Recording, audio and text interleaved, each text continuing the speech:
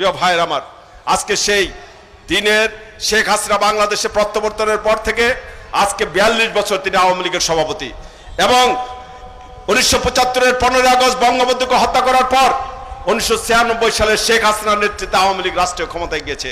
96 থেকে 2001 সাল রাষ্ট্রীয় ক্ষমতায় ছিল শেখ হাসিনা।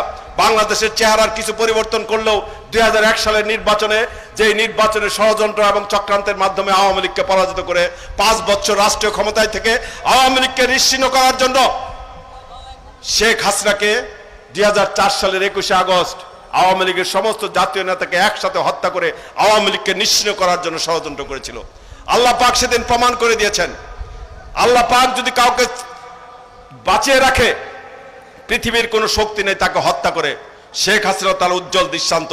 শেখ হাসিনাকে হত্যা করার জন্যই একটি নয়, দুইটি নয়, 14টি গ্রেনেড নিক্ষেপ করা হয়েছে এবং সেই গ্রেনেডের স্প্লিন্টার বিস্ফোরণের পর আইবি রহমান সহ 24 জন মানুষ তাৎক্ষণিক মৃত্যুবরণ করলো।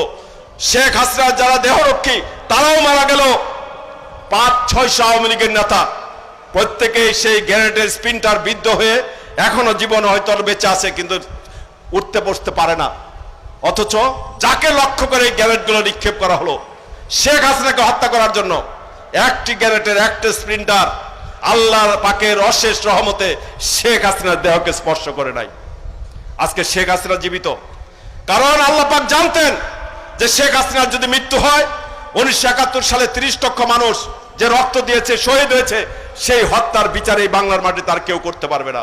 শেখ হাসিনার যদি মৃত্যু হয় জাতির পিতা বঙ্গবন্ধু শেখ মুজিব 1947 সাল থেকে 71 সাল পর্যন্ত যার জীবনের যৌবনের কাল কাটিয়েছেন কারাগারে, বারবার মৃত্যুর মুখোমুখি হয়েছেন, অত্যাচার নির্যাতন হয়েও তিনি বাংলার মানুষের অধিকার আদায়ের জন্য সংগ্রাম করেছেন। সেই বঙ্গবন্ধুর স্বপ্ন ছিল উন্নত সমৃদ্ধ বাংলাদেশ গড়ে তোলার। সেই স্বপ্ন কোনোদিন পূরণ হবে না। তার কারণে আল্লাহ পাক সেদিন শেখ হাসিনাকে রক্ষা করেছে।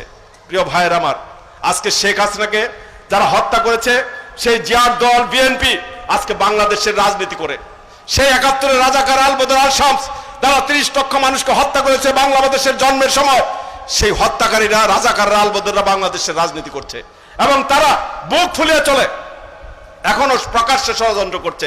1975-এর 15 আগস্ট বঙ্গবন্ধুকে গোপনে ষড়যন্ত্র করে তাকে হত্যা করেছে। আজকে প্রকাশ্যে তারা ষড়যন্ত্র করে আজকে তারা বলে কি, কয়েকদিন আগে শুনেন নাই, শেখ হাসিনাকে তারা কবরে পাঠাতে চায় প্রকাশ্যে ঘোষণা দিয়ে, শেখ হাসিনাকে হত্যা করতে চায়। আজকে বাংলাদেশের বিরুদ্ধে ষড়যন্ত্র করছে কারা? তারা হলো সব ওই 71-এর রাজাকার। মির্জা ফখরুল ইসলাম আলমগীর আজকে বিএনপির মহাসচিব, তার রক্তের গ্রুপ